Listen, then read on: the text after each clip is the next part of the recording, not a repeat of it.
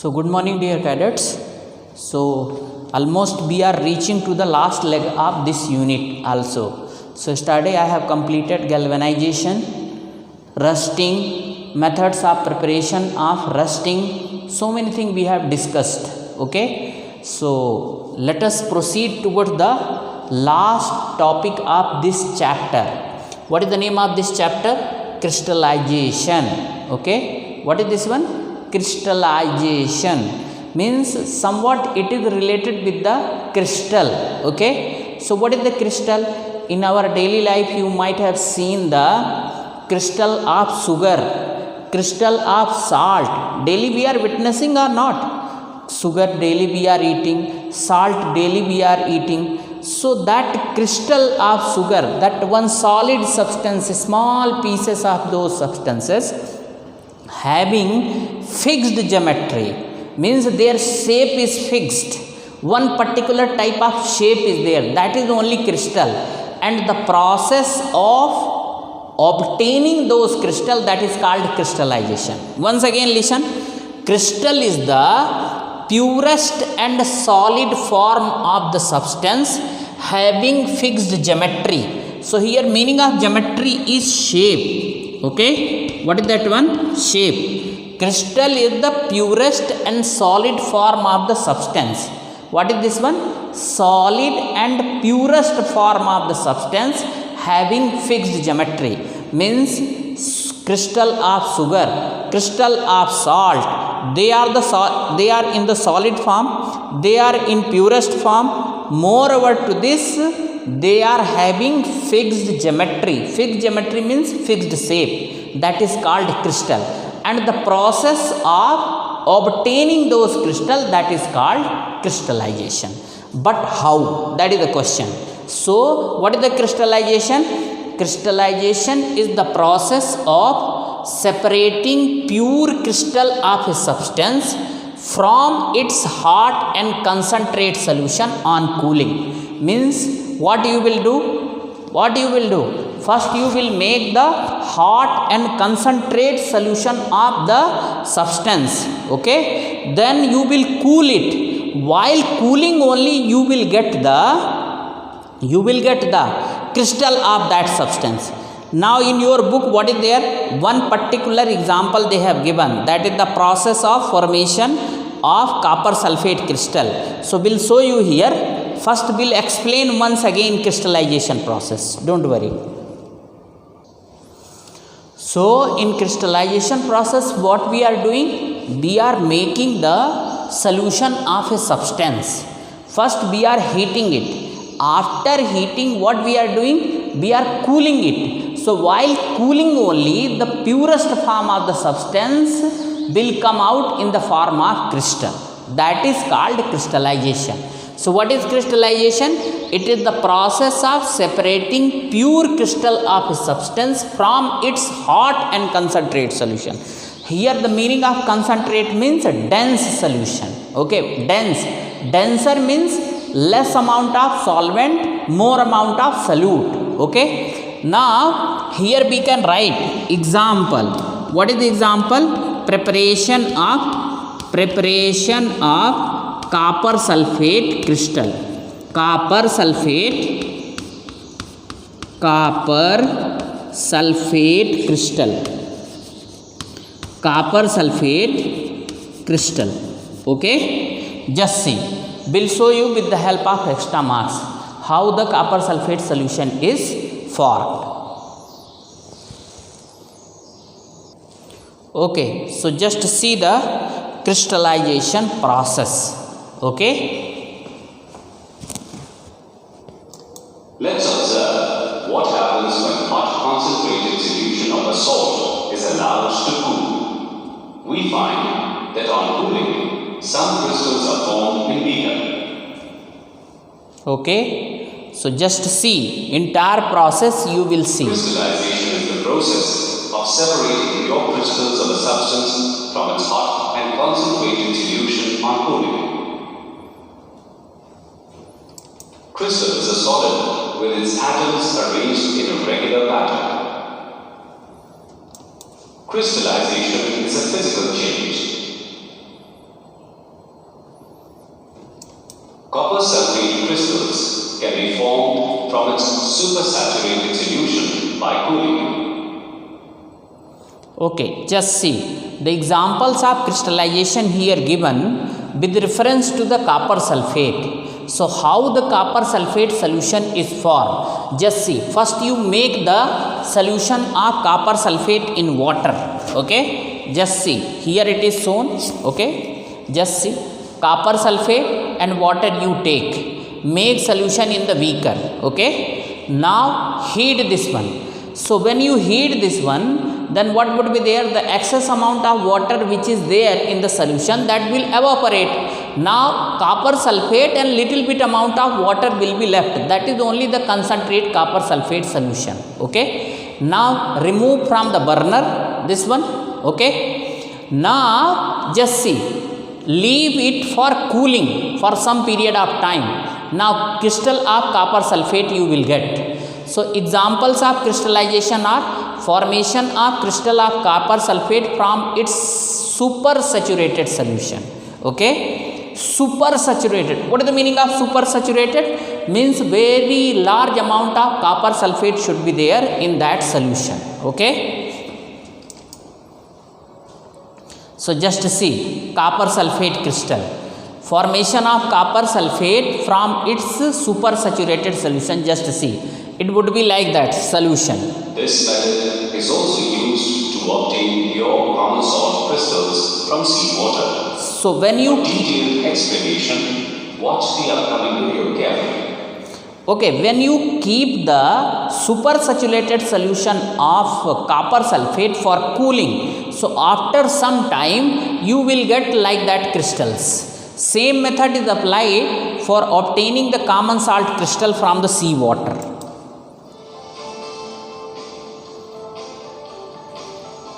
Crystallization is used to separate crystals of pure solids from the solution. That is, prepare crystals of pure copper sulfate with the help of crystallization.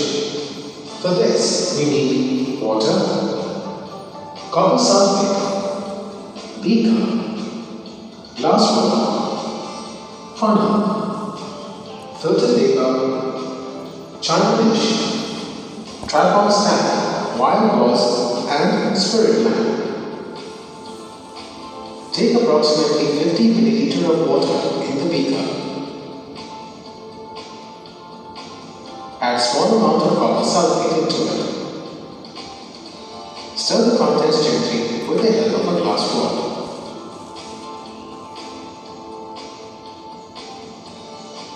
In order to obtain a clear solution, add 2 to 3 drops of concentrated sulfuric acid in it.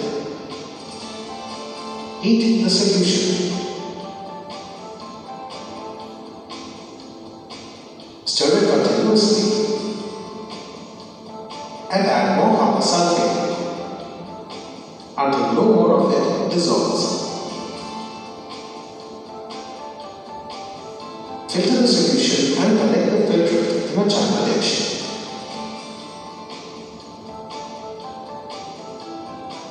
Place the china dish over a wire gauze, kept over a tripod stand, and heat it gently. When the volume of the solution is reduced to approximately 1/2, stop heating. Allow the filter to cool and leave it for a day. As the solution cools down, crystals of pure copper sulfate separate out. Look, the blue colored copper sulfate crystals are formed.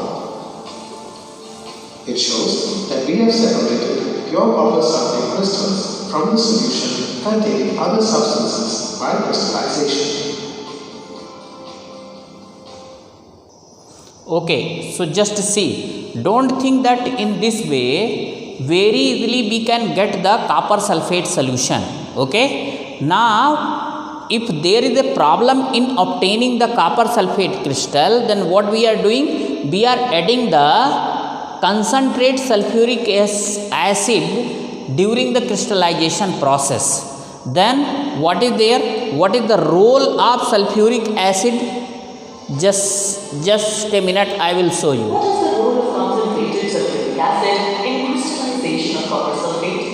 Concentrated sulfuric acid is added to stop the hydrolysis of It also dissolves any residual copper metal that exists as impurity in the copper sulfate and converts it to copper sulfate. Okay, so there are two roles of copper sulfate. What is the first role? It stops the hydrolysis of copper sulfate. That is the first thing. Second one thing is, if there is any copper metal present in the copper sulfate, so what it is doing?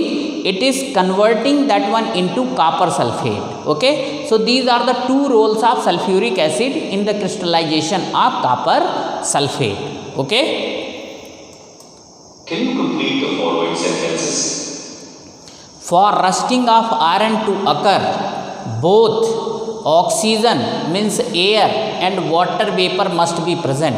The presence of dash dash in sea water makes the process of rust formation on ships faster. The presence of salt in sea water. Okay, so just see the answer. Air and water, and here salt. That is the correct answer. Okay, in this way almost this chapter. With the correct answers. Some substances can be obtained in pure state from their solution by crystallization. The two methods by which rusting of iron can be prevented are greasing, painting, oiling, galvanization. Any two you can write. So crystallization, painting, galvanization. Okay, so in this way almost your this chapter is completed. Now recapitulation, same thing, just see, will recapitulate also.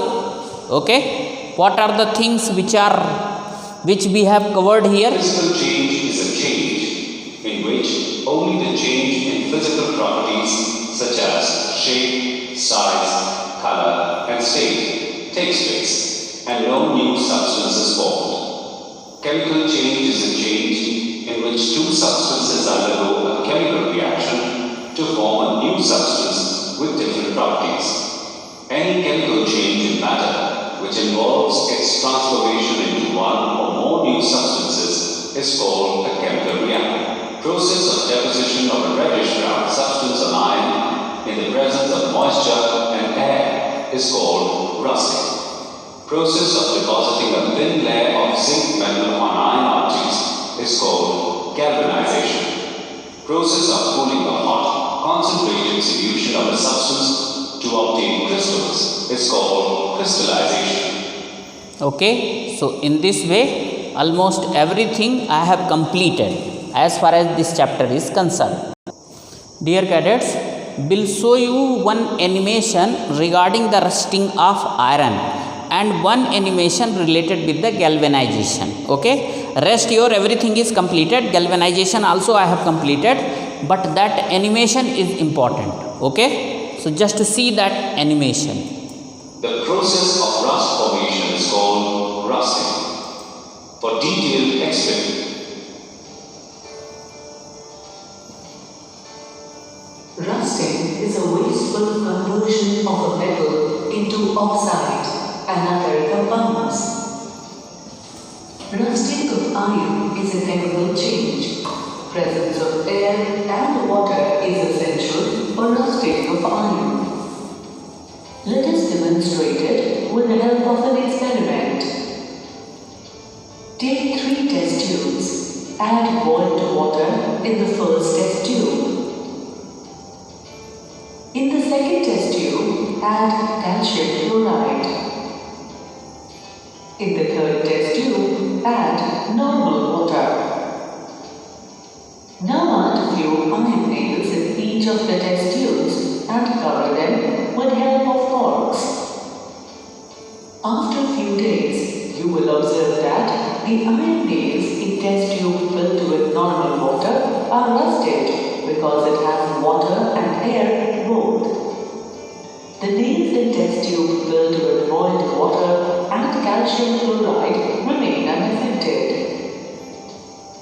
It clearly demonstrates that air and water both are essential for rusting of iron.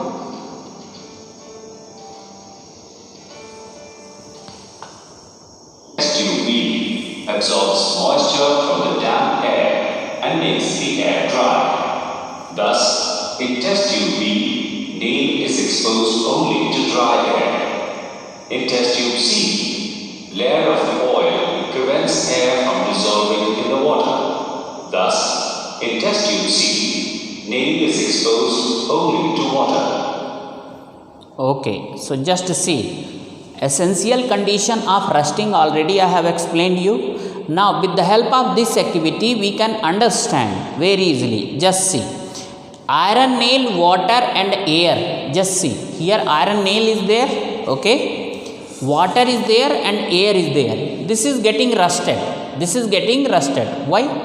Because both essential conditions are meeting here. Water is also there, air is also there, oxygen is also there. In B test tube, what is there? Anhydrous calcium chloride is there that absorb the water. So water is not there, only air is there. So just see, iron nail is almost rust free. Now in the third test tube, iron nail in water with no air. Here air was there. Here what is there? Air is not there. Only water is there. And to stop the incoming of air, just see in this solution some amount of oil is added so that air cannot reach inside. So iron nail in water with no water. Okay. So essential condition for rusting of iron is the presence of moisture and oxygen. Air means oxygen. Okay. Rusting of iron nail takes place only in test tube A, in which it is exposed to both air and water. From these observations, we can conclude that the two conditions which are necessary for the rusting of iron are presence of air or oxygen and presence of water or water vapors. Rust is hydrated ferric oxide, Okay. which is formed by the attack of oxygen and water vapor present in air on the surface of iron. So this equation of rusting I have already explained you. Rusting of ships is a major problem in the shipping industry because a part of the ship is always in contact with salty water and humid air. Salt in water and humidity in air together make the process of rusting faster. Hence, the rusted parts of the ship must be replaced from time to time. We have learned that air and moisture both are necessary for rusting. Thus, rusting of iron articles can be prevented if air and moisture are not allowed to come in contact with them. Avoid contact of iron articles with water or water vapor and air. Okay. So what are the prevention from the rusting? Painting, oiling, and greasing Already are I- the most common methods used for preventing rusting of iron. Already I taught this one. When a thin layer of other metals like zinc or chromium is applied on the iron objects, they are protected from rust. The process of depositing a layer of zinc on iron is called galvanization. Galvanization is a process of depositing a layer of zinc on iron by dipping the iron object in molten zinc. Okay. So all these things, galvanization and For everything. example, iron pipes used in houses are galvanized to avoid rusting.